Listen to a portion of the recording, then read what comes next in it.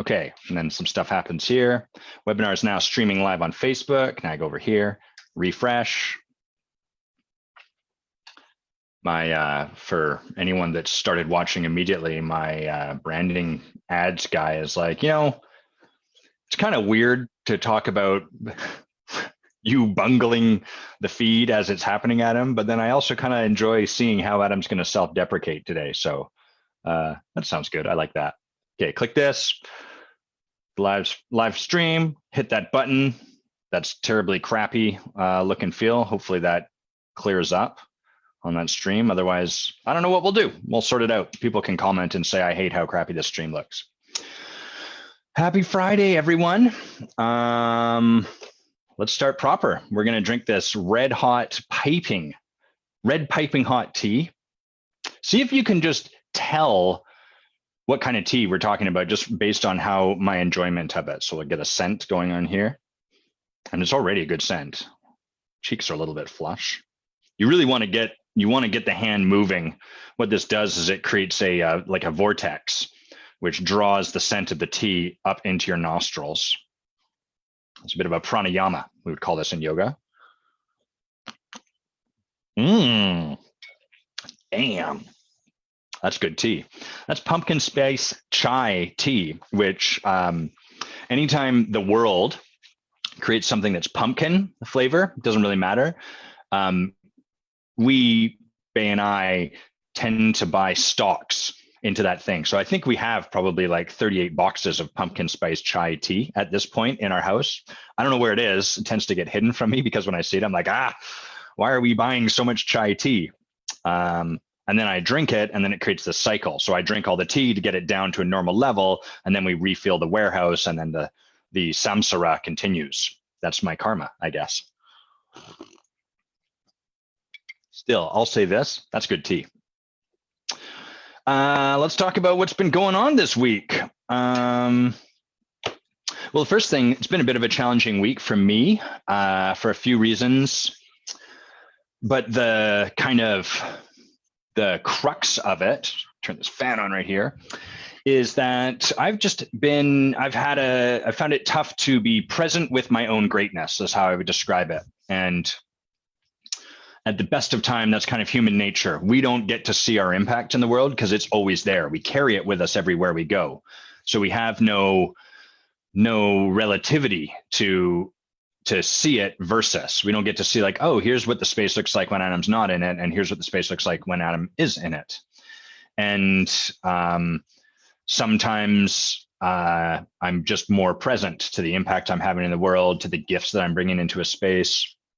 And other times, like all of us, I have moments of the deepest kind of emotional state of it would be like moments of self-loathing, moments of like, am I even making any kind of difference? So that's been there a little bit this week. There's been some factors contributing to it, but I don't want to give too much cause to that. I just want to acknowledge it and be like, oh yeah, that's been something there. So it's been a week where I've been reaching out to friends, asking for support, then immediately getting on the phone. I reached out to Toku and he said, oh, let me call you. And we got on the phone. He said, how's it going? And I shared like for about a minute. And then I was like, so how about you? And he was like, well, I noticed you immediately turned the conversation back over to me. I'm like, oh yeah, screw you. Don't point that out to me. That's tender. So it's just part of the challenge of me letting myself be supported, me allowing support. One of the things that's been contributing to that is that I've been taking on, morning Nuno, Lydia, Chrissy, hello everyone.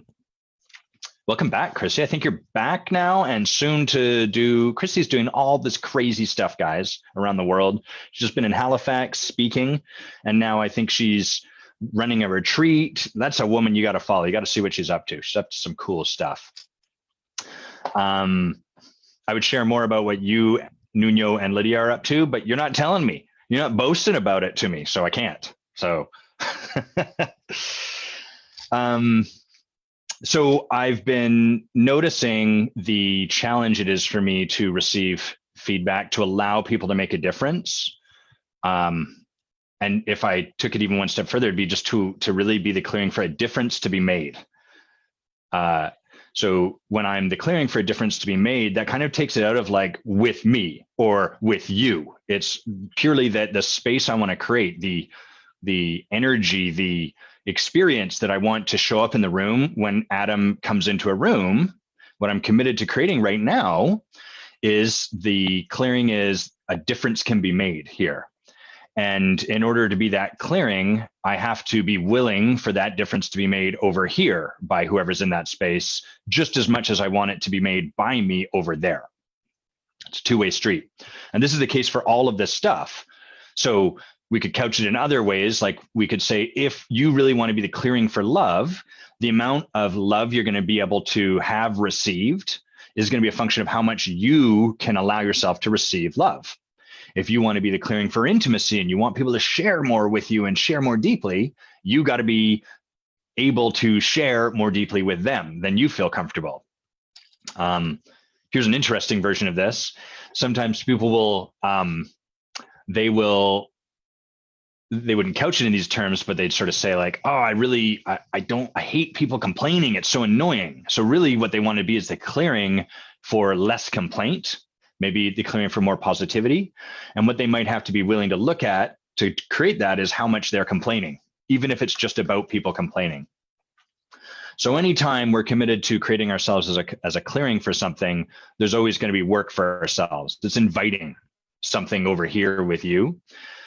Morning, Chrissy. Hello, Nino from Top of It from Ireland. I guess it'd be the bottom of the day or something like that. Guys, I apologize. This is my best Irish accent. And I get it. It's really, really good. And what I'm apologizing for is making you feel bad about your crappy Irish accent. So my deepest apologies, and I'm very sorry. Promise I won't do that anymore. So as a clearing for a difference to be made, part of what's showing up more in my life is the opportunity for people to make a difference for me. That can show up a bunch of ways, like people might have feedback for me, and I'm practicing being more open to that. I'm practicing listening to opportunities for that more. I'm practicing noticing when someone might have something they want to share that I would otherwise step over because I'm good over here, and instead being an opening for it. And it turns out that's really fucking edgy for me. It's really, I think it's edgy for all of us at the best of times to receive feedback, because usually when someone says, hey, I've got some feedback for you, they're not going to say like, you look great in that shirt. See you later. They're going to say like, here's what you did wrong, or here's a mess you made, or, here's some of the impact you had, if you're lucky. And more often they say it less artfully than that. And so I've been getting more feedback lately, and I've been getting taken out, getting triggered, getting hit with it, which is fine. That's very human. And part of my commitment is that there's something available beyond just stopping at that uncomfortable feeling. But one of the things that I've noticed is the story I have that I shouldn't get triggered by it. I'm a coach. I'm a leader. I should just be able to receive all the feedback in the world and not get taken out by it, not have any difficulty with it. It should just magically, like, I can just allow that into me, and it doesn't ruffle my feathers. And that's pretty unrealistic, and it doesn't leave a lot of space for my humanity.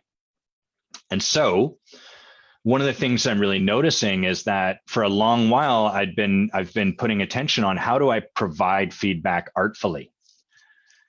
There's always greater art, and I want to be able to provide. When I talk about providing feedback artfully, it's in a way that creates art with the person that I'm giving feedback to. And I do a lot of work to see how I can best allow that, provide that.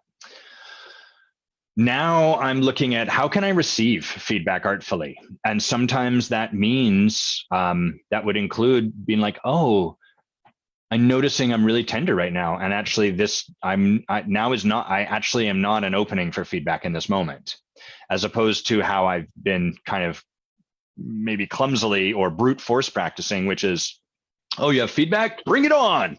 I'm going to be able to handle all of this. And then sort of like, why is it hard for me to walk? I feel knocked off of my stride.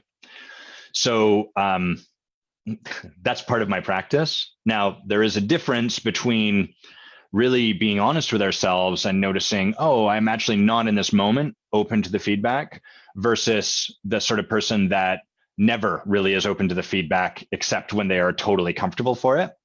So we want to find like that gradient to sort of play out on the skinny branches, but not walk off a cliff. That's challenging. So that's the first thing that's up. I'm going to share one more thing and then we're going to bring Sanja on. The second thing is I had someone reach out to me maybe 3-4 weeks ago and they said, hey, talk to your wife. And she said that you might be open to doing a complimentary coaching session with me. Is that available? And I said, totally. Let's do it. Let's make it happen. And so we got on our calendars 90 minutes worth of time. And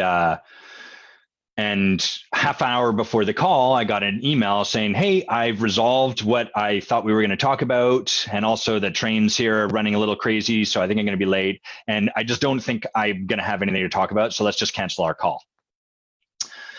Which is, it's always kind of like, don't cancel on me last minute. But that's my reaction. That's me taking it personally. So first, that does exist. I have that reaction and I set it aside. And I thought, well, okay, I get it. And wrote this person an email saying like, hey, first of all, totally got it. I can always use more time. I'm always happy to spend my time doing something else. It's not like I have a scarcity of things to put my time towards.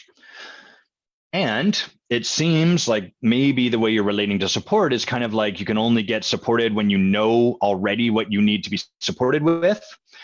And when like there's a problem to be fixed. And at least for myself, I know that that's often how I am about support. And part of where that leaves me is often I can only create as much as I can do on my own because I can't be supported on anything other than solving the problems, and only the problems that I already know the support I need to fix them. And where it tends to leave me is kind of frustrated and like at times feeling lonely and like I've got to carry it all on my shoulders and kind of resentful and a little bit burdened. That may or may not be your experience, but I could imagine it might be. And if that's what's there, maybe all there is to do here is to get on the phone together and just talk about where you're at and allow support, even if you don't know what that would look like. Then I also said, another thing I could imagine is usually when people cancel last minute on me, it's often rooted in some kind of fear. And so maybe there would be a place to look in terms of like, what's scary about this conversation? So no attachment to them seeing anything, but hey, totally fine if we cancel and this. And they responded and were kind of concerned about long distance calls, which is, I was like, okay, I get it. And there's a million ways we can resolve that. That doesn't have to be the issue. We could do Facebook Messenger call. We could do WhatsApp call. We could do FaceTime audio. There's a million ways we can resolve this. Would you like me to call you? And in the end, they chose out. Now, totally fine. This is not a story about how this person should have said yes to me. It's not a story about anything to do with that person. What this is a story about is the amount of standing for that person that is involved behind the scenes that they're probably never going to be aware of. And I want to be clear that like at the rates I charge for someone who's concerned about long distance costs, they're almost certainly not going to become a client of mine. Like it's just the gap. I'm open to the possibility of everything, but like if that's the place you're at in your conversation around money, I'm probably not the coach for you.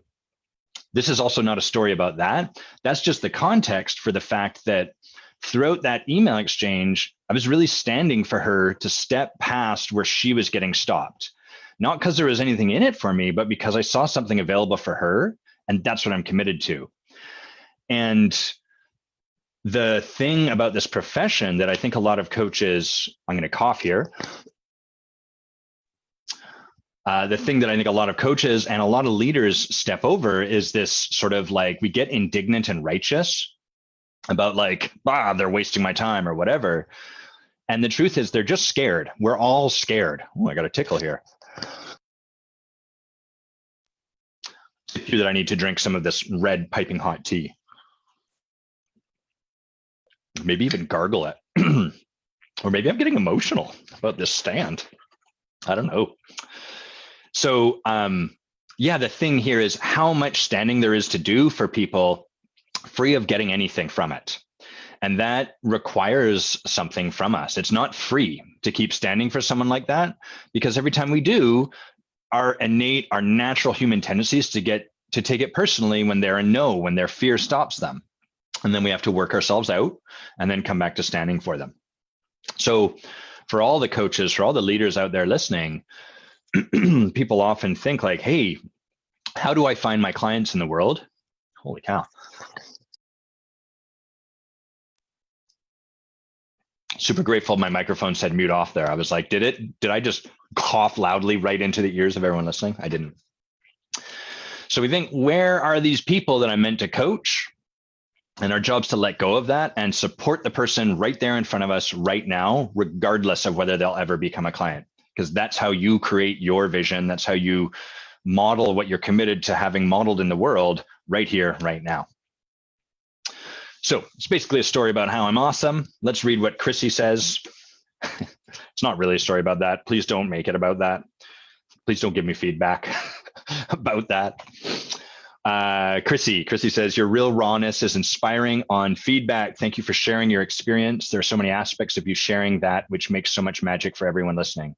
Thank you, Chrissy. I really appreciate that. Okay.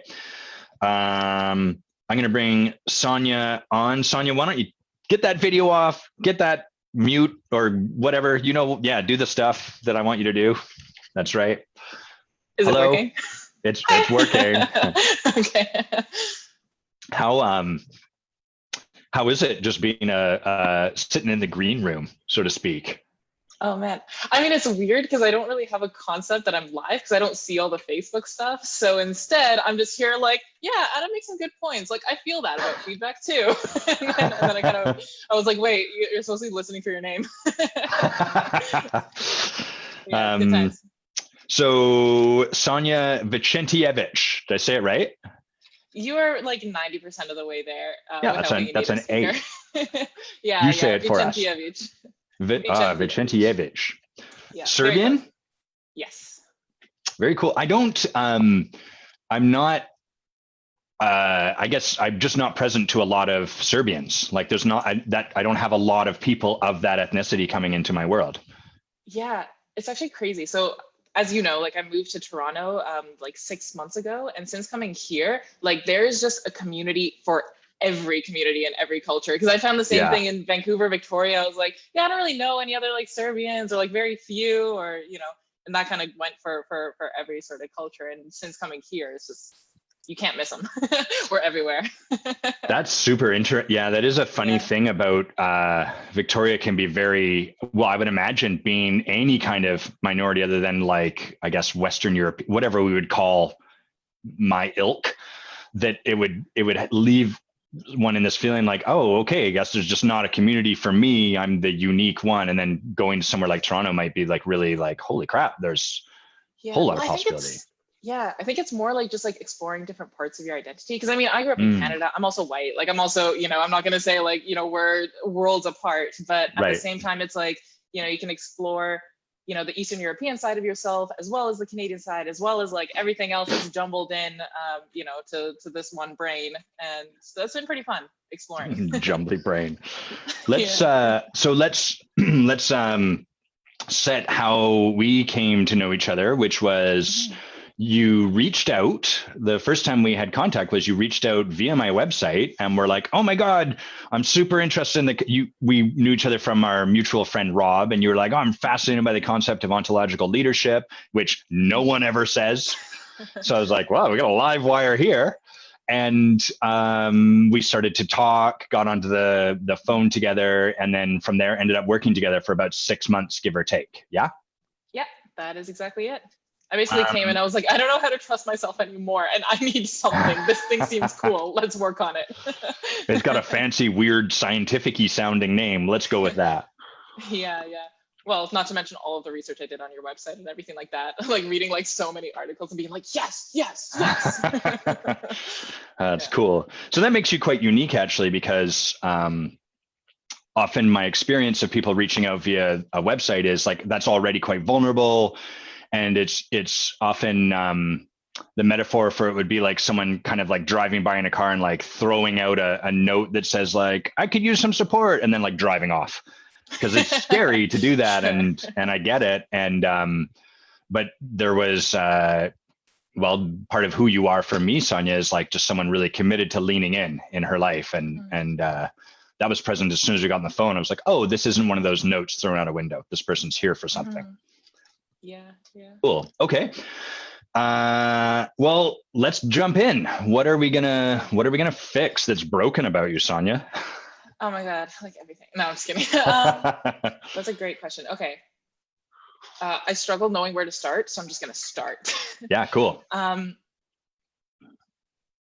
I, as you probably know, have been the type of person where like I have a sort of steady career path on the one hand, and I also have just like a million and one sort of passion on the other hand. Like when something grabs my attention, I like go so deep. I'm like this thing, and then I go like all the way deep, and then what sort of inevitably happens is that it either just sort of like fizzles out because I like do it for a while and I've got like all of the business plans, all of the sort of everything, and then I like fear out of it, right? Or where I'm just kind of like, nah. You fear out of it? Nah. Yeah, that's what I call it. Either I fear out of it, cool. where I'm just sort of like, no, this maybe wouldn't really work. It's not maybe like worth the effort, or there's actually this other thing that like deserves my focus right now more, or that I want to focus on more, and then it just kind of stops, right? The other thing that I'm like, that's kind of going on is like, I think even in my career path, like I have passion in my career path, but what I've noticed as well is that there are times where like just apathy sets in, where I'm just sort of going through and I'm almost kind of like, I want to stay in like the big picture, but then when it comes to, some of the execution of the day-to-day tasks, and especially because I'm like fairly new in a role right now, right? So it takes time to like ramp up. And I'm here being like, no, but I want to like work on the big stuff. So like with the combination, that's kind of context. With the combination of those two things, what I'm really like in process, what I want to work on like right now is practicing, like in a sense, like chilling out, like in a sense, like doing the thing and like using the passion to do it, but not forcing myself to have that thing consume like all consume my life and instead be able to be like, no, I want a path through to actually be able to execute. So to put that into like real terms, like I really want to start publishing like out there, whether it's on Medium or like whatever format. I want to start putting out there some of what I've learned to help other people related to the role that money plays in our life and money management and like just kind of personal finance, but from an institutional finance perspective, right? Because that's what I'm really good at. And so like I'm practicing like I've started just taking it like day by day instead of like a typical path would be like, okay, plan out everything. And instead I'm like, okay, no, I'm gonna spend like an hour right now and like try to work on it, right? And then at the same time on the work front, instead of just sort of like either procrastinating all the way before like working on something because I'm like bored by it, trying to again like take the same approach of like, okay, no, let's just like chip away and there's something to be learned here. From that place, I guess I kind of want to explore there and maybe get supported in like in creating that outcome that I was saying, right? Like creating that outcome of like getting to the other side of a better habit for like rather than full on passion, okay, like apathy for months, full on passion, apathy, full on, like I want to sort of dig deeper, and I'm not really sure what that looks like, so that's why I kind of figured let's just open it up and talk. We'll just throw that grenade into the space like, and look through the detritus. Cool. Okay, great. It's neat because like you just finished, you were one of the people that volunteered to support me in the book that I've been writing along the lines of being and specifically a piece on passion. So I can just hear a lot of that is present. It's good timing. Yeah, dude, it was so like serendipitous. I think this is one of those things I've been trying to like lean into like the flow of like whatever will come, right? Yeah, this is the flow. And it's kind of funny because like since I started, so when I say like I've started this habit started like a week and a half ago. And since then, like this book that's been on like pre-order, like came to me. It's called Don't Keep Your Day Job. And it's all about just creating runways, right? And at the same time, like your passion piece came out, and there's just like a few different pieces that are like, the world's like, here you go, here's some support, like, which has been really cool. So yeah, cool. I'll pause there. Okay. So let me make sure I'm hearing like the pieces we've got on the table, right? We've got like, one, you can recognize in yourself a tendency to be like, kind of like throttle all the way forward, throttle all the way back. You're like, oh my God, consumed in the flames of passion for whatever it is that's currently got you. And then like deeply apathetic. Oh my God, this is boring. I got to wade through this, and then back and forth. Totally. And there's, what's that? Totally. I just said totally. Okay, cool. And then there's, you mentioned like this part about maybe wanting to start publishing, to whatever extent that means, like whether it's publishing on a website or Facebook or a full book or whatever. And then you said like, oh, I want to create some kind of outcome that would be going through that, like taking on, that would have you walk through the pendulum swing of full on, full off. Is that right? Totally. And maybe like the context around that is that like, I recognize the reason that the pendulum doesn't work is that like, I'm terrified of, if I let it work that way, that I'll lose other parts of my life that are going like really well. Right. And I want to be able to like create an environment where the different priorities and like aspects of my life coexist. Yeah. That makes sense. Okay. Right. So it's like, well, if I really lean into this thing, then it's going to like consume my life, and the stuff that I'm enjoying, that I appreciate, that I want, will like fall away. Totally. And then the other thing at play is also, even at times where I'm like, okay, like I'm going to let this consume me for the next, like today is going to be a day where I just like go at it. Right. The other thing I have difficulty with is maybe just that process of going from like, all the ideas are up here to like, oh shit, I actually have to put them out there. Like someone actually, so that's the other thing that's at play that maybe like causes some of the sort of procrastination or some of the other things. Like it's this sort of trusting in the creative process that is quite difficult for me as well, to just, and like setting aside all of the sort of internal criticisms, I guess. Got it. Yeah. Okay. So I get this conceptually, like it makes sense. And you want to kind of create some kind of outcome that would be a manifestation, so to speak, of having conquered or like moved through these peaks and troughs. Yeah. Is that about right? Yeah. Okay. So what would an outcome like that be? Like, do you have an outcome in mind, or is it purely in the realm of concept at this point?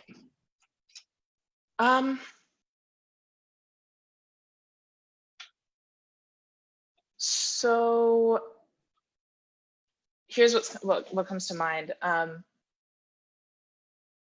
really I've noticed that in the past, I think I've sometimes been too narrow with like the outcome, because I'm really reliable to be like, this is the goal that I want to achieve, and then like pummel to it, right? Yeah. And I feel like what I want instead is to like allow myself to be led through that path as well. You know what I mean? So the outcome to me right now is like, it's kind of like, I want to see where it goes. Like, I don't want to quit on it before it has a chance to evolve. So for example, it would be like, right now I'm drafting some of these sort of like articles and some of these pieces that get a little bit vulnerable, a little bit hopefully like useful for people, that sort of thing. And, immediate like milestone that I want to get to is like, well, I want to actually like hit publish on like, on some of them. Right. And then after that, like I want to hit publish. And then, after I hit publish, I want to, seek out feedback, but also continue to publish. And then after I do that, I want to, maybe like eventually I would love to start to generate like an income from some form of what it ends up as, but I don't want to prescribe exactly what that looks like. Like I could tell you, oh, I want to get clients. I want to, get like this revenue from actually like publishing deals or something, and I want to get clients, and I want to do this, and I want to do that. But I found that to be overwhelming in the past, because then I get too stuck in the clouds and not enough like execution. So I'm trying to figure out like a new way through that, to just kind of like, okay, let's start with like the milestone of like, I just want to publish like one thing, Right. Yeah, it's just kind of let it lead me. It sounds a little bit like you're putting your attention on the how more so than the what. Like, okay, rather than get clear on like so that's what I heard you saying is like, okay, typically I would like name a thing and then I would like bulldoze my way towards it, which I imagine would at first be exciting. Your life starts to fall away, then life comes back, but now you're apathetically marching towards concluding this thing and you're like, I did it. Yeah, so either I stop it or I like force myself to get there. Right. Even if like the goal itself maybe should change at that point, but I force myself to march towards it or just give it up. Right. And so I'm hearing that it sounds, and check my feet on this one, but it sounds kind of like you're like, oh, I think part of the problem might be that I create this place I'm trying to go to in the first place. And then that causes this bulldozing kind of tendency. So I'll set that down and try to like go a little bit more like lead towards the next thing and then the next thing and like iterate through it and so on and so forth. Is that right? Yeah, overarchingly, yeah.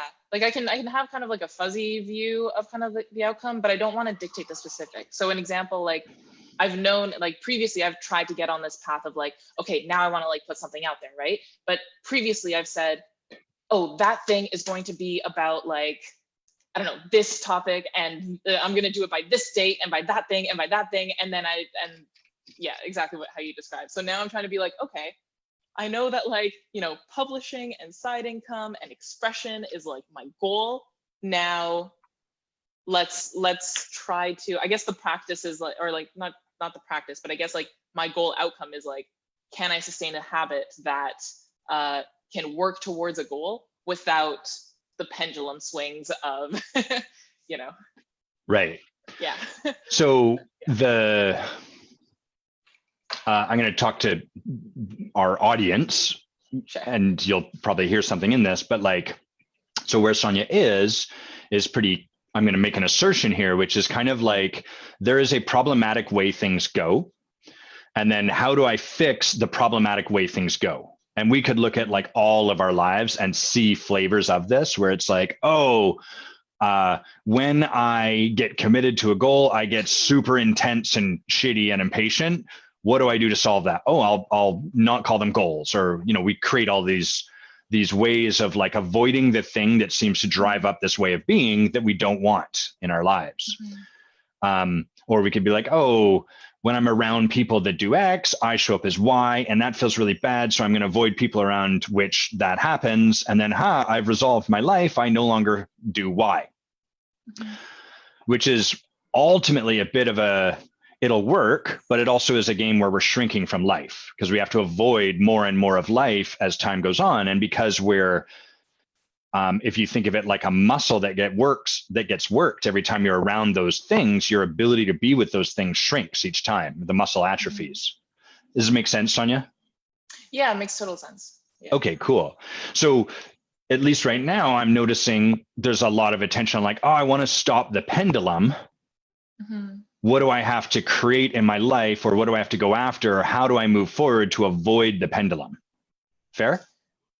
Yeah, like for the most part, yeah. But no, that's not really a but it's like I guess if I really get clear, it's sometimes I don't mind the pendulum because sometimes it's really useful to me.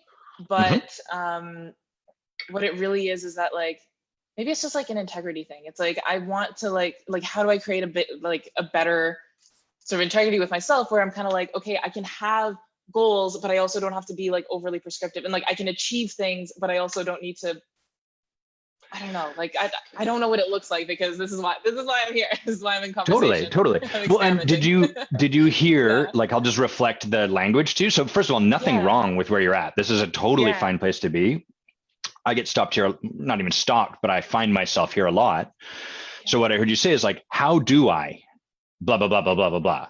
So there, can you just hear even in that, like, oh, there's a bunch of attention focused on the how. Yeah, yeah. As opposed to like, just do it. Or well, or as opposed to what? Like, gotcha. because that's where most of us get stopped. That's what kills our possibility, rather than like, if I went to a lawyer and was like, what do you want? And they'd be like, well, here's what life currently looks like. Here's how I can conceive to get things looking. So what I want is to work 55 hours a week instead of 75 and blah, blah, blah, blah, blah. And it's like, okay, but that seems like a very small, like boxed in version of what we really want to create. So okay. looking at how the first thing is it tends to create a diminished version of possibility. The second thing is, let me just find the second thing. It's somewhere in this brain.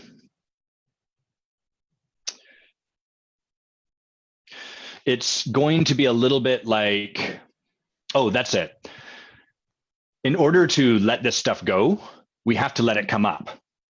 So if you want to let go of these tendencies, if you want to be able to like start to develop a degree of mastery with them, to choose in and out, because you're right? There's times when it probably really serves you to be like, all right, I'm going all in. I get that there's consequences. I'm going to set up a boundary for myself. I get 1 week and I'm going to be like completely consumed in this thing. It's going to feel great. Yeah. And then I have to check in with my well-being afterwards, or I have to enlist, there's strategies you can create for it. So it's not that we want to throw them away. It's that right now it sounds like, given something you want to create, there's like an automaticness, like I can't, and then you're at the effect, you're swept up in it, as opposed to like choosing moment to moment. Oh, it's happening, but that's actually not where I'm going to go. Yeah. Yeah. I think that's right. I think the other thing is that whole thing, I guess, that boundary setting and like using it in that way, that's familiar to me. Because I'll be like, oh, I need to prioritize this. So let me spend like every spare moment that I have towards that. Right. But the issue is that it creates burnout as well. And I'm like, I don't want to burn out. And I can also take a stab at one of those like bigger vision goals if that's useful. Well, we can go there, but before we do, I just want to make sure, like, because one of the things I know about you, Sanja, is you're like, let's do it. You're off to the races. And there's value even in just noticing like, oh, there's a tendency here showing up. Part of what's happening is this need to fix the stuff before it happens. Like, how do I address this? How do I make sure that this doesn't happen? So the first thing I would just even invite you to notice is that tendency. Like, oh, I look to the how more so than the what. That's true. What does that get you? I'm curious. I think it's kind of, well, I've done some reflection on this as well. I think the biggest thing is that it's like I'm trying to predict how things could go and then like avoid missteps along the way kind of thing. And so in a sense, I'm like, it's still the same thing of trying to like control an outcome the same way as controlling the outcome was when I described saying like, this is the goal and now let's power, like I'm controlling one. So it's kind of like two sides of the same coin, I guess. Yeah. So can I answer you? You're doing great. Yeah. So what would you have to be with? What's the risk you get put at if you were to let go of that, like controlling the because I kind of get it. You're like, okay, I'm going to figure out the exact way there. Now I can say I'll do that thing. What's the risk if you got rid of that, if you let go of that? I guess the fear becomes either A, I never actually like do the thing. B, holy crap, what if I make a mistake along the way and it actually really hurts me and then I have to be like with that hurt, I guess. Whether that like the flavor of that hurt could be like, oh my God, it wasn't good enough. Oh my God, like I did something wrong. Now I'm in trouble. Like whatever flavor of like, I guess it's trying to be like, let me try to anticipate where I could fail and don't let me be with failure. Right. I want to only be with success. Yeah. Yeah. Maybe it's like a discomfort in like floundering. It's like, I don't want to be like, oh, I don't know where I'm going. Totally. Yeah. Yeah. Have it all sorted out beforehand. Because then there's no risk of like floundering, failing, looking stupid, whatever your flavor of that is. Totally. Or because even like, I'll even prepare myself and be like, no, okay, if I'm like putting this thing out there, then I'm already prepared to know, like, I could get these very negative responses, these very positive responses, but I like anticipate all the responses. But that puts a lot of pressure on the thing that I'm actually creating, because then it creates a lot of pressure for it to be like, okay, it's got to be it's got to meet like some really high threshold of like, I am comfortable with the scrutiny that could come across this, as opposed to like putting something out there and being like, I don't know what scrutiny could come of this. And I'm afraid of that scrutiny. Yeah, I love that distinction. There's kind of like level one would be, I'm just going to avoid scrutiny altogether. Yeah. And then the sort of more subtle, like kind of more advanced level is like, I'm going to be with scrutiny, or I'm going to get myself to a point where I'm comfortable with the degree of scrutiny that I think may show up, but there's still like some control around that, right? We're putting like a box around that. And then the third is like, I'm going to open myself up to whatever, like there's a lot of intimacy, a lot of humanity with that. Like if we open ourselves up, the risk is we get punched in the face. Totally. And that's scary. Or just like, yeah, totally. Okay.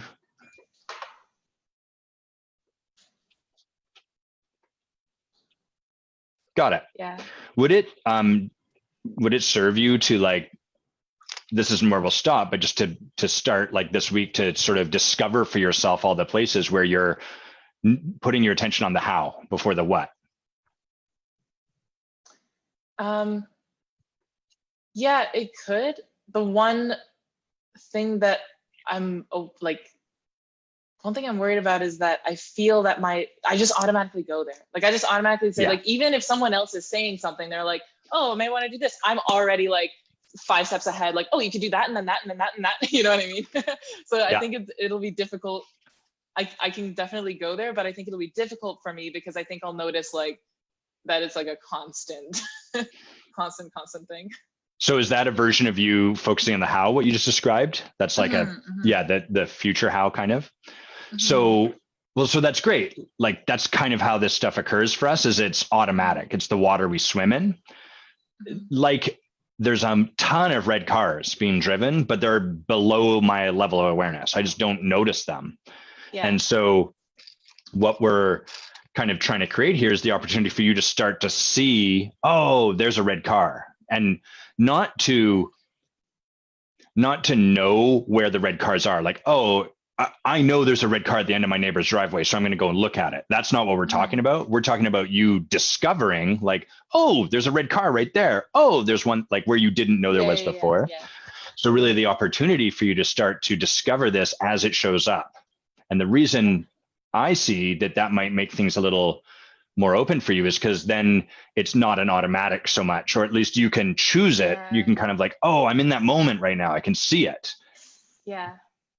Okay, you know what my automatic response is going to be, and I know what your response is going to be, but we're going to play this out anyways. Great, we're doing it right now. Cool, so let's hear it. So my automatic response is, okay, cool, I noticed it, but like, then what? And then your automatic response is nothing, just notice it.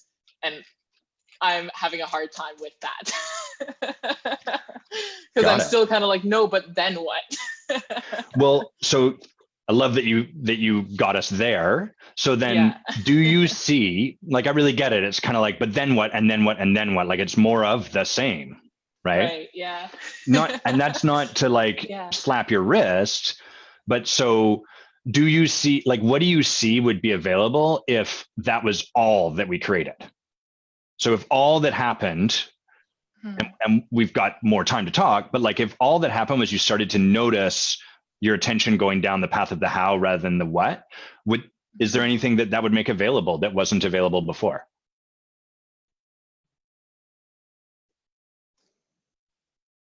I guess overall, like in my experience with that sort of stuff in the past, it's been that I guess at least I can like take a step back and like slow down a little bit. Because like if I'm able to notice it in the moment, like I do know that I have a tendency to like, maybe the noticing stage is the stage that is the most difficult for me, or like in any situation where it's kind of like, oh, there's this thing that's going on that I'm not super like comfortable or happy with.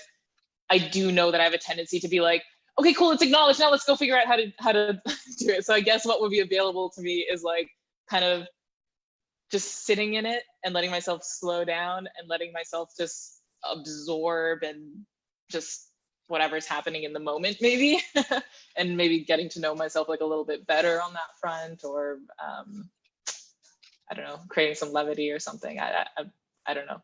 I guess it goes back to, yeah. Well, so I heard you say it might create, I think I heard you say it might create some space. It might create an opportunity to know yourself a little bit better.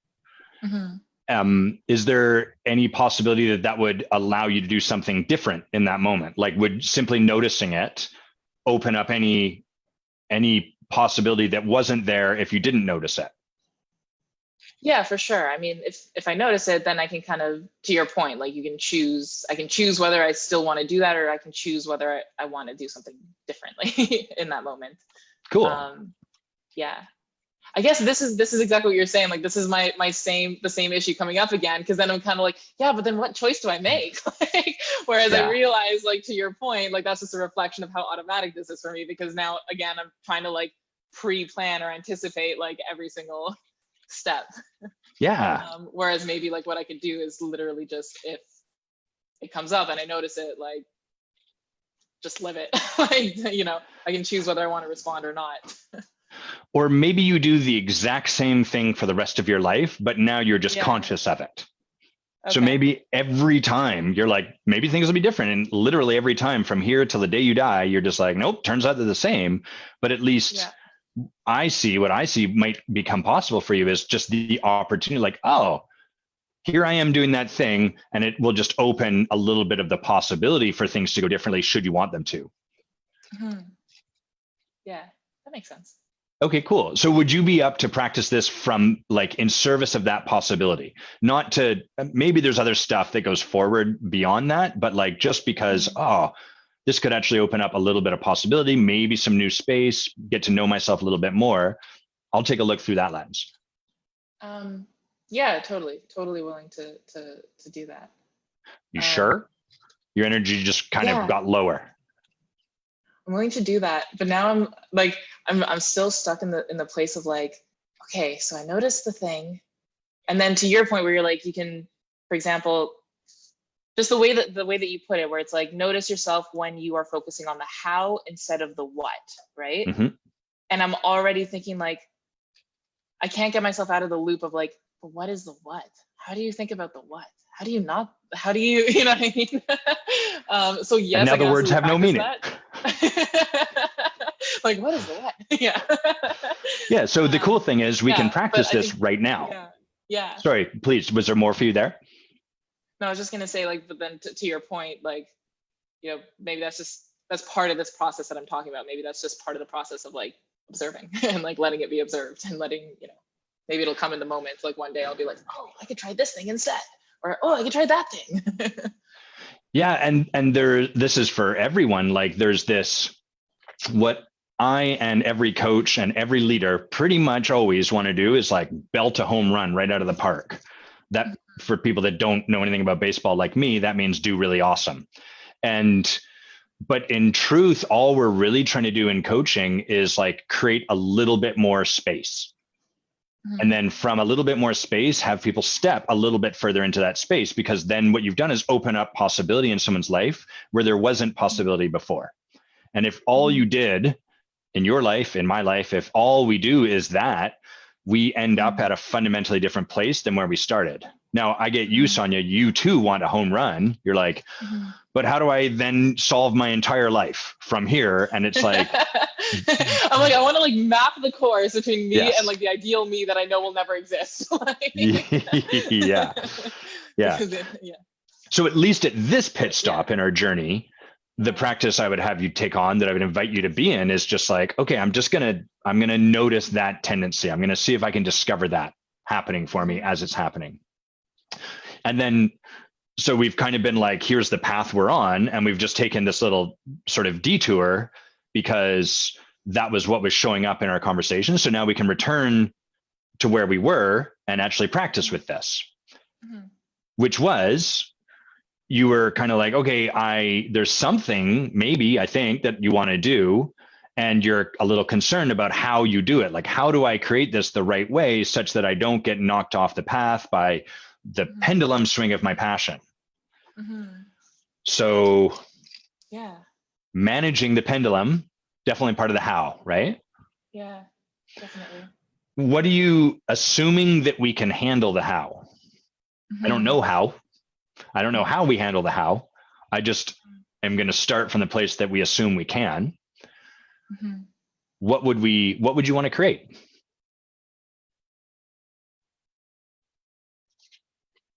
In the conceptual or the physical? Like in the internal or the external?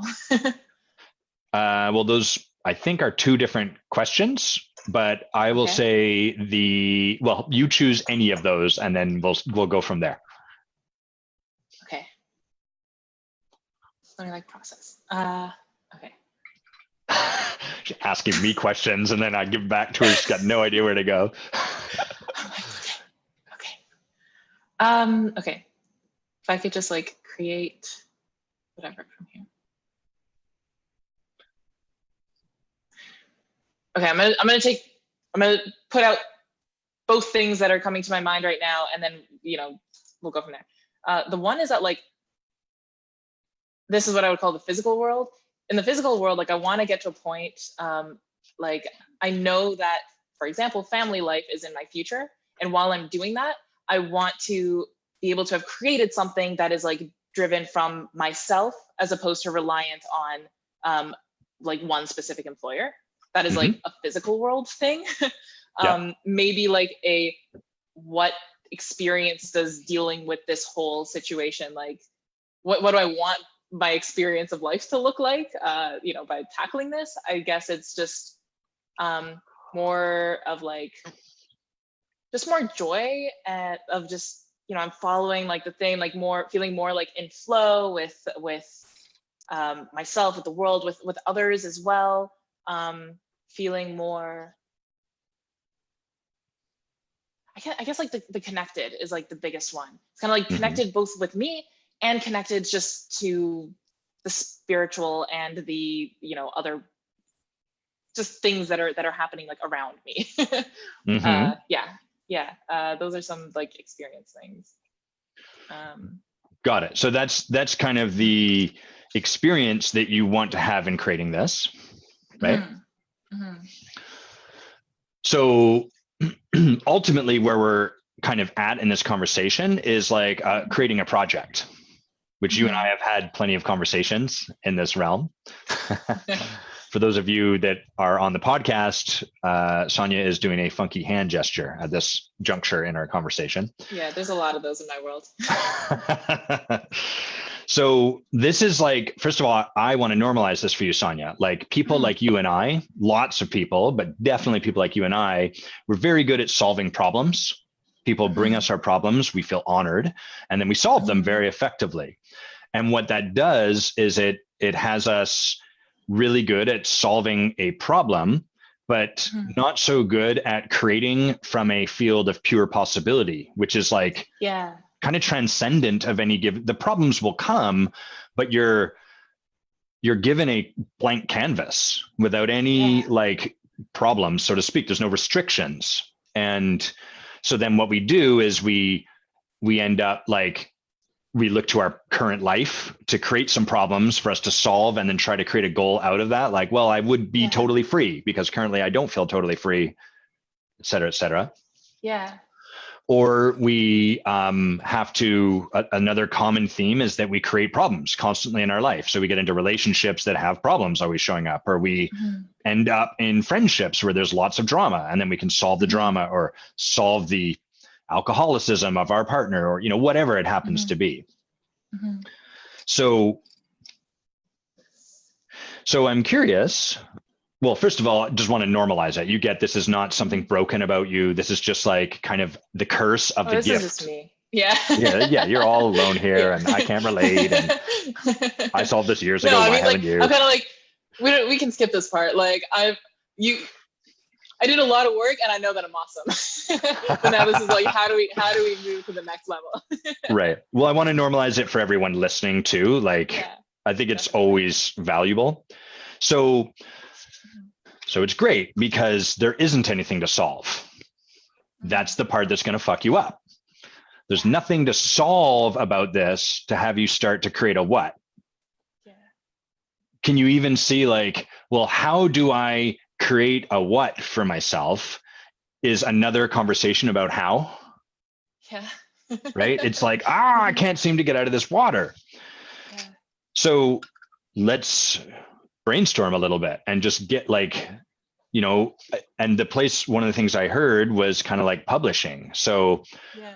do you have anything where you're like, man, I really, never mind how I get there. There's like a result. There's a thing that is screaming or yearning to be put into the world from me that I want published or I want out there. Um,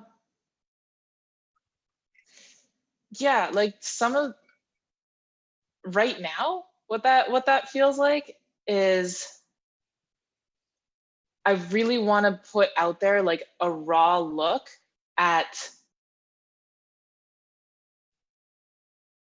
Okay, I'll throw out like the title. I'll throw out the title Yeah. of like one thing that I'm working on right now. Cool. It's this concept of how to build financial intimacy in your relationship. So in other words, like we can be really romantically intimate with someone, right? Yeah. And yet be almost like financial strangers. And there's also this concept that I've noticed that there's no one right way to be in a relationship, but I think a lot of people struggle with kind of this idea of, well, I want true partnership, but they try to just, when the financial side gets there, like in a relationship, you're like, oh, so then first we like, yeah, like, and in a relationship, you kind of have stages, right? You have like, oh, now we're dating, now we're kind of serious, now we're moving in. And so you like build up to that partnership. But in finances, like a lot of the times people skip steps and they just go from like, they might not even know anything about each other's kind of financial sides. And then it's like, oh, but our romantic lives, we're married now, we're getting married. Boom, plunge, right?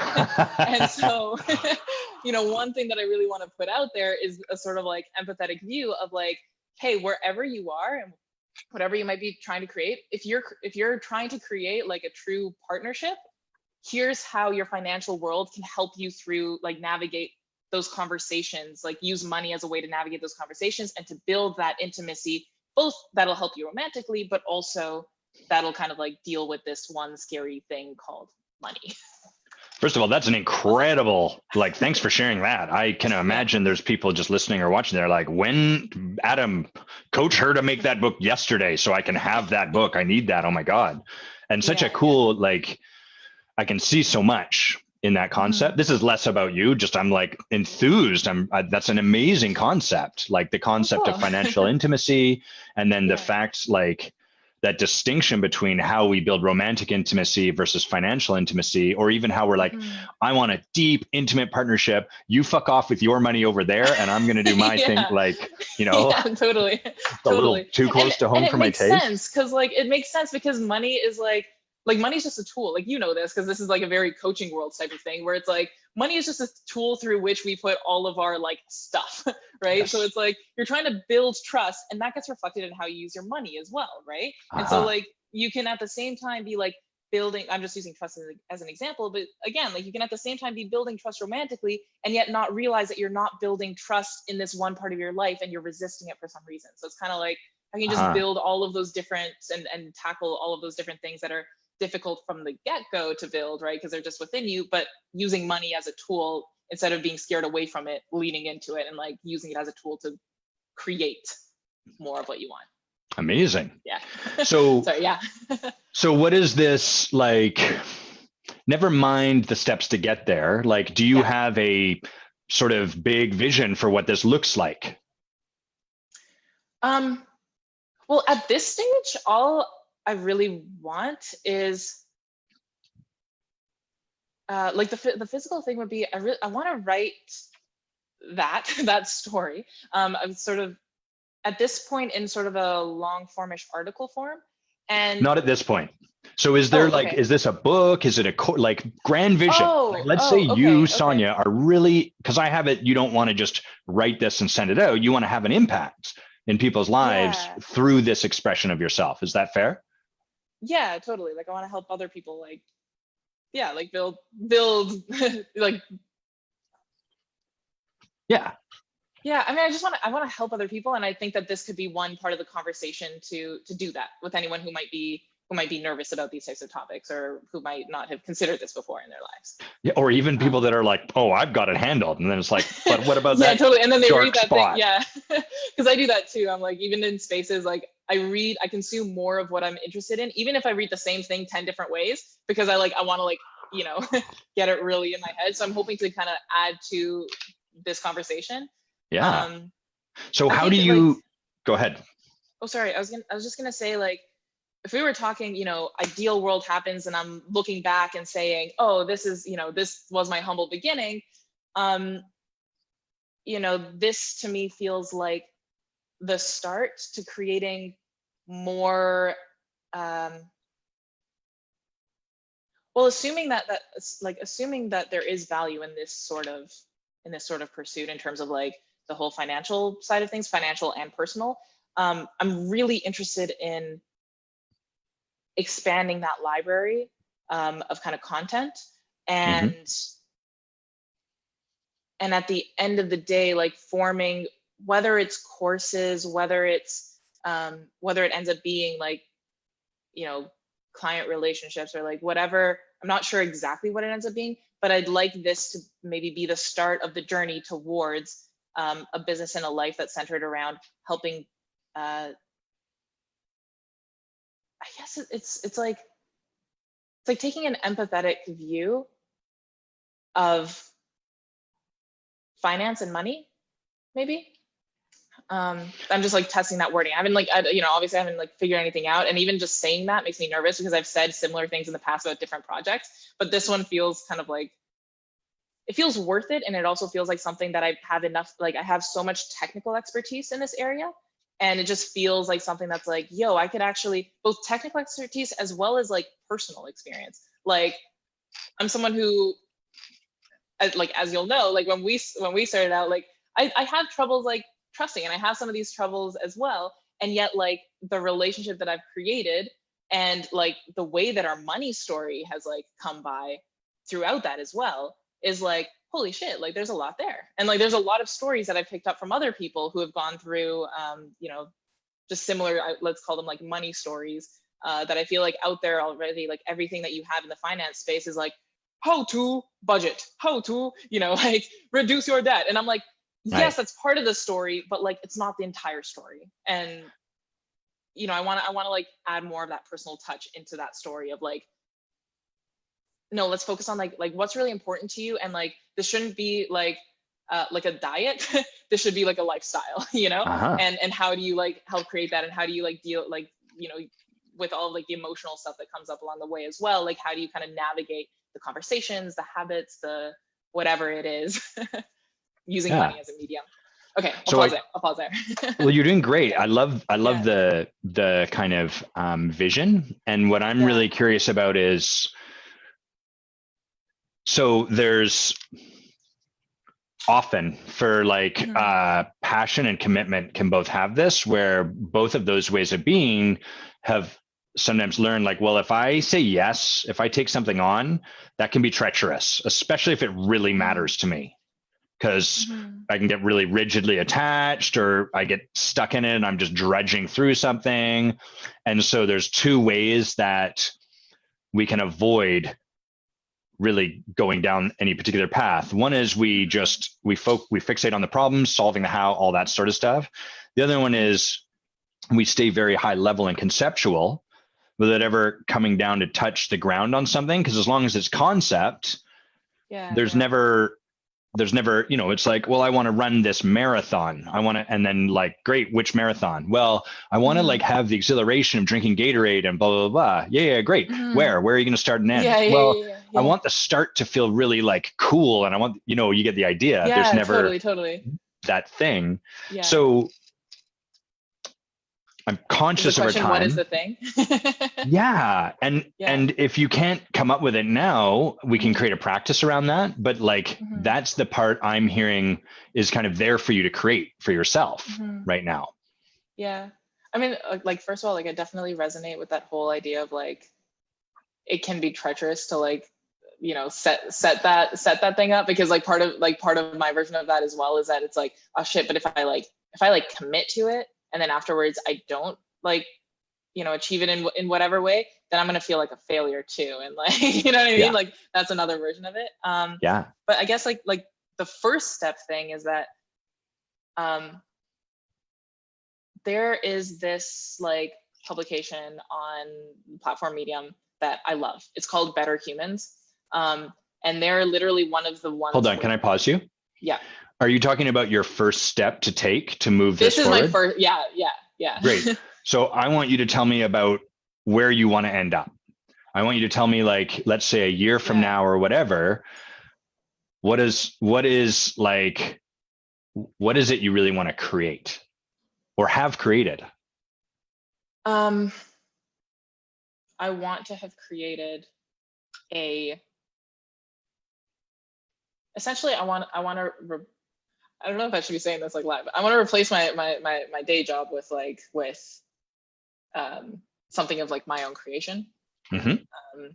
And so I want to be able to like leave and be like, thank you very much. I've gotten a lot out of this, out of that space, but I want to create something that is like kind of my own flavor and my own business, my own practice, whatever that looks like. So like the concrete thing is like income. Like I want to replace my entire salary and more with this.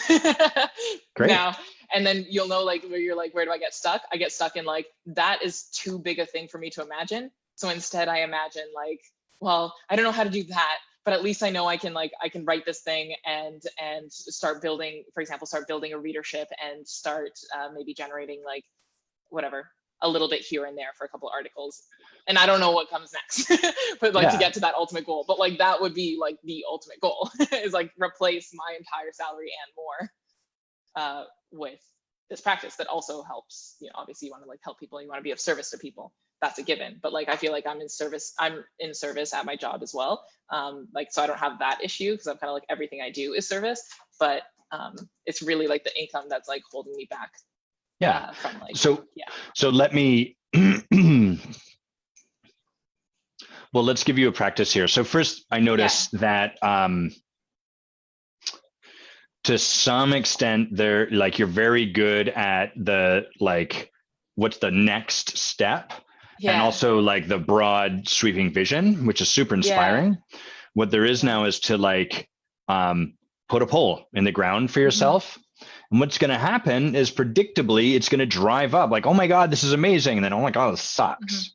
And then the work there is to get supported, to create that experience, to have that not be a drudge, or to not have everything around you fall down in flames as you're like completely focused on the thing in front of you.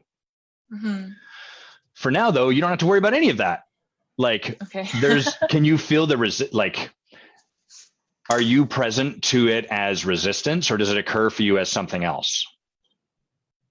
Which part? Like literally right now, what do I feel?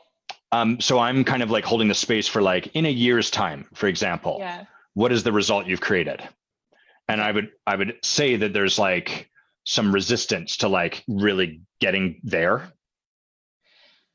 Yeah, I would say the resistance is also in just like declaring that thing. And I think it goes back to that point of like, because theoretically I'm like, I could declare anything, but it goes back to like, that's scary. Like I don't want to I don't want to Totally. like I don't want to set that thing and be like, that is the thing. Yeah. Yeah. Because what if I don't So get there? Like, so what will that's it sit there? brilliant, Sanja, that you can distinguish that, Yeah. like, that's the fear. And it's a Yeah. little bit like the experience I have in this with you, like in partnership Yeah. with you, is like we're trying to bring two of the same poles of magnets together, like two pot, and it's like back into the vision, all the way over to here to the start. Yeah. And so all there really is to do is to like be with that fear and see if you can like come down, like, and put something in the sand and sit with it. We're not even going to make you do any of this. So for now, the practice might be like, okay, I'm just going to like, well, what would be a way you could practice that? Like putting something in the sand. Okay, so you're asking Want me a to say question it and different? instead I want, no, it's not that. It's that like the only thing I can think of is like, man, but if I'm like, yeah, but I can say anything for the thing in the sand, but how do I make sure it's like the right thing so that like, or like if I put the thing in the sand and then every single day I'm going to be thinking, am I doing enough towards the thing in the sand? And then like, Right. Which are so all there's good like a reasons lot of to not put the resistance. thing in the sand. Exactly. Yeah. Exactly. So here's the thing. Yeah. And from that place, can you see how it's easier just to focus on first step or how? Yeah, totally. Right? Way Totally. easier. Totally. So Because I would spend like weeks figuring out like what or whatever. I would spend mental energy figuring out what is the right level of difficulty for that goal that I can like reasonably with like 80% confidence know I'll achieve it. yes. So the game I'm going to invite you to play is like really simple, almost stupidly simple, which is just, and like someone as smart as you needs stupid. We got to get out of the smartness because you'll just get tangled up in the tape of your brain. So like really stupid, just I would give you the practice of imagining like it's a year has passed and I have somehow tackled whatever it took to get here, and then brainstorm like the result of that is. So it might be like a book written and published on financial intimacy. It might be like I ran 4 courses for people. But your job in brainstorming is to like set aside all of the story, all of the stuff that comes up as you're like, oh, this. So you could be like, a duck can speak financial intimacy. Write it down. That's brainstorming. Yeah. Right? We all lecture people on brainstorming and then do it really weird. So that's your job, is to brainstorm. And I would say like come up with 20 ideas, which will seem like a lot. But if you're really willing to brainstorm, that's effortless. Yeah, it's true. I have a pipe that I hit people with and it makes them financially intimate. There, I've got one. Great. And if you're willing to be in the stupidity of it, the brilliance of it will come forward. Okay. That's a very like, just that sentence is like very like foofy. The one I just said? The brilliance will come forward. It's like the brilliance will emerge. It's like, hey, I'm going to trust you on that one, but that's a weird way of saying it. Well, but I think I know the flavor of like what you mean. It's kind of like by allowing us to like put all of it. I think in some sense I've experienced that before, where it's like put so much out there and that it almost creates like a different kind of like quietness or like space that goes like, you know what, this is the, you know. Yeah, let me say it slightly differently for you. I notice you have so much concern on not doing the dumb thing, like, oh, what if I choose it wrong, that nothing can come out. Yes. And so you're constipated a little bit. And so it's like, be willing to say the dumb things. And if you can do that, then you'll get the flow going. And then your brilliance can be spoken into the world, so to speak. Sure. Okay. Would you be up to take that on? Yeah. That sounds very up my alley. Cool. Would you be willing to post those, to come back and post those as a comment to this live? Yeah, like the 20 ideas brainstorm or whatever. Yeah, absolutely. 20 absolutely. Random ideas for in a year's time what I could have created going down towards this vision. Okay. Yeah. Awesome. And I guess my goal for those will be to not just be like whatever book, but to be like to have published a like like kind of make like a statement, like a sentence statement? Doesn't matter much. No. I'm focusing on the how. What? Yeah, nice catch. See, you're screwed now. All you So, and again, okay, no, I got it. I'm just gonna do it. I'm just gonna put whatever out there. if you just had 20 horrible ideas, I say it's a win. We're just trying to like get that flow going, because the truth is we are fonts. I heard James Altucher on a podcast talk about how he practices developing his idea muscle. So he'll sit down every morning and write out, I think it's 10 ideas for how to make money. And then next day, 10 ideas for how to feed people, 10 ideas. And he's like, if I do that every day, I end up with like 36,000 ideas at the end of the year. And maybe I execute on one of them, but it's not about the execution. It's about getting that ability. So that's kind of what you and I are doing, is practicing this ability for you to like, what could it look like to touch this down? We're bringing the poles of those magnets together. Okay. Make sense? Yeah, I can do that. Cool. We have a little bit of time to debrief together. I want to acknowledge you first. And before I do, anything else for this part of the conversation to have it be complete for you? Not really. I feel quite like, this feels pretty like up my alley and stuff like that. And to be honest, I feel like it's already a success that I like even put it out there in some way, in an apparently very public way, which like, I think I told you this beforehand as well. I was like, that, like all this stuff comes up, purposely was like, yep, I'm going to do this live. And I'm like, I'm going to, feel so paranoid about it later, but I'm going to do it anyway. So I feel pretty good just about like, the practice, some of what we talked about, and just the convo in general. It feels good. Nice. Yeah. Well, Sanja, first, I want to acknowledge your courage. I'm always blown away by just what you're willing to lean into. And I also really acknowledge the fear that shows up in like where we are. And I love your willingness to own that that's scary, because someone like you who's relatively young and has accomplished relatively a lot and is up to like crazy big things in the world, it's so beautiful and so generous to let us see you struggle where you're struggling. And I really get it. Like I'm always like, but how do I come up with the what? And it's like, oh, that's entirely the wrong question for me to be in. And yet it's so alluring. Thanks for your brilliance. Really, it's neat because I can feel a part of myself. It's always a siren's call with brilliant people where their head is like, and it's running off in the conversation. I'm like, oh, I really want to jump in that with them. That's cool. Yeah. And then it demands something of me. Like, you serve me because I have to choose outside of what would be known and comfortable to actually like, nope, let's box that and put it over here so we can be back in the conversation that's there for us to have. Sure. And really, thank you for the trust. I've always appreciated that with you, but there's a real willingness to like trust me in this conversation, to trust yourself, and to trust like, all right, it's terrifying. I'm going to put my hand up for it. Stuff's going to happen. We'll see how it goes. And that's really will like, I cry today? We dodged that bullet too. I mean, like, there are a couple like teary-eyed moments. Number one, like byproduct of coaching, I do cry more often in my life, but in like a good way. Yeah, me too. I'm not mad about it. Yeah. Cool. Let's just go to a little bit of debrief for 5 minutes, and then we'll get you off, and then I'll wind us down.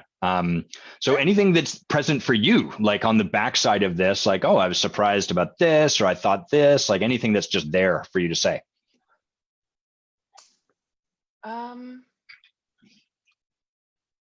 Not really. I mean, I guess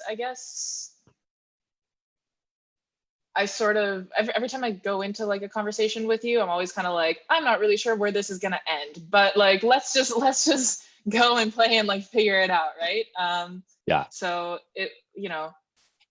we went to a place like, definitely it created something that I didn't necessarily like recognize until you said it, like that whole like how versus what thing and all of this. So I don't know, but to be honest, I think it ended up a lot less intimidating than I thought it would. And mostly that's because like, they didn't realize, like, for anyone watching this, if you want to be a guest, you don't see all the comments and all the things. So it's actually really easy, because I'm literally just like with you, like on the call. So I don't know, like, I don't know if that's the feedback that you wanted, but it felt pretty like good and comfortable. And I feel like I came away with like a few places to look. So now I just got to keep looking and keep moving.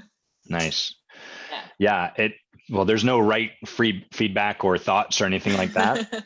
What I was really present to in our conversation was, given how reliable you are to move forward and to take action, I was present to like a desire over on my part to give you like a bunch of stuff to do. There was like this desire over here, like, oh, am I really just going to have her notice that? Like, is that all there is for us to do? And it was a lot of trusting me and you that required, because what people can't see in these conversations over on this side is like, it creates a bit of like there's a somewhat like a degree of pressure, like, oh shit, you got to perform, like do good, hit the home run. And it's like, no, don't. There's no home run to hit here. What there is whatever's in the space right now for Sanja and you, Adam, and like work with that as it's showing up. And so that was super cool to me. And I saw a lot for myself in just my tendency to focus on like the how, instead of like, what do I want to create in the world? Yeah. What does that look like? What do I declare? And then there's a conversation about taking the steps to get there. Looks like you were going to say something. No, that just like sparked the other thing. Like from that perspective, the number one thing in your words that I was present to was like how much like my brain wants to go away with things, and how difficult it is. Like I felt myself like constantly being like it'll go somewhere, and then me constantly being like, no, just like sit here for a second, like ground yourself back down. So I can kind of like relate to that whole kind of trust thing. And that times I was kind of like, am I like, I'm not like in my heart enough. Like I gotta like bring things down, bring things back. I don't know if I did that to the fullest extent, but like I like where we ended up. So yeah, thanks for that. Very very challenging. I find that one, like with a brain that is like fast twitch muscle fiber, it's like, but here, but there, like, well, I don't want to stay and look at this stupid thing because that feels stuck at net. Like often for me, movement feels right, stuck feels wrong, or stationary or rest or at peace, any name or relationship we could have to it, but like still is wrong, moving is right. And so it can be a real challenge on both sides of the conversation. When I'm client, it's challenging for me to just sit with it. And when I'm coach, it's challenging for me to like, nope, we're going to come back and just be with, sometimes I think of it like movie reels, old film, you know, they're like individual vignette, like panels. And when they go fast enough, it's a moving picture, but we want to like slow it down and just really look at all of the detail in this one, you know, little vignette or whatever it is. And like also like just the spectrum between like think and feel. I'm like, I feel like in this, like one thing that I need to like continue working on is just, I need more feel. Because like there were moments where I'm like, oh, I'm accessing a bit of feel. And then my brain would just go, nope, think, like think your way through it. And then it's like, no, ground it. Yeah. Yeah. One version of this for me that I've been present to lately, like the how, and then we'll wind down here, but is I've noticed a tendency in myself to speak through conversations out loud by myself. So like if I'm driving, or if I'm even just in my off, like time by myself, walking, whatever, I'll play through a conversation that I'm planning to have or that I had. And I'm noticing like, oh, that's super interesting, not wrong or weird, although it might look a little weird from the outside, but what's happening is ultimately what's happening is I'm doing that for some reason. And the impact of it is it takes me out of being present, because I'm either in like a future conversation trying to like solve it, you know, figure out how to have it the right way, or And so I'm just noticing that. And the other thing I'm noticing is how the resistance I have to stop to letting go of it. And it doesn't show up like resistance like I'm afraid. It shows up resistance like it feels really good for me to replay or play forward those conversations. Like, It no, feels but almost addictive. I don't know if you found yeah, that, but like to me, it'll be like boom, boom, boom, boom, boom, boom, boom, boom, boom. You know? yeah, it feels really Yeah, good. And I'm like, I don't want to yeah, let go of it. And so I'm noticing, oh, that's a new flavor of my own resistance that I wasn't present to before. Like, yeah. oh, that's True. part of it too. So The weird nuance with that at least like in when I experience it is this weird thing of like, how do I simultaneously, like if especially in like a business world, the number one piece of advice is like, oh, if you want to get better at, for example, how you express yourself, you practice beforehand, like constantly, right? Or you like think about it. And so then it's like this weird dichotomy where I'm like, okay, I'm gonna like practice the shit out of like these conversations. But then at the same time, like you lose that part of you that you were talking about. And that's like a weird balance that I like never know how to strike, and like is sort of what I'm experiencing like in like these conversations and this thing that we're talking about right now as well, where it's kind of like, but there were some good parts of it, but also like, no, but I want to experience more. yeah, Yeah. that's the challenge Anyway, for us, is yeah. having it be chosen rather than automatic, which is, for me, it's just, I'm going to be rehearsing those conversations one way or the other. There's not even a choice. Yeah, yeah, true. Let's let Okay. you wind off. Sanja, thank you so much for volunteering and playing with me today. And we'll let you go because I know you have another call coming in shortly. Awesome. Sounds good. Like, thanks, Adam. Have a great weekend. See you, This is Sanja. awesome. All right. Don't badmouth me when I log off. JK. Okay, I'm out. See ya. There we go. And now it's just me. So I'm going to just read through the comments here for people.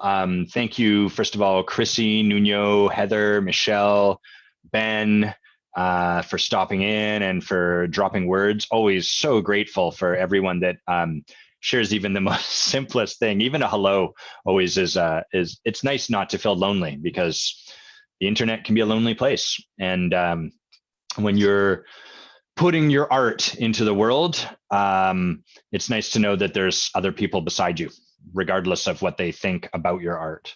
I think that's part of the reason we collectively are like, even criticism we will take. You'll see this sometimes where people seem to just be a magnet for, like, they're saying stuff that's inflammatory and like highly critical. And I think part of that is because that feels better than saying something and no one says anything. So we will take that over saying something that really rallies people or creates a lot of love. Like, we would prefer hate to loneliness all by ourselfness. So big thank you to those of you that share throughout these conversations. Michelle says, you're so open-hearted and wonderful. Thanks, Michelle. Really appreciate that.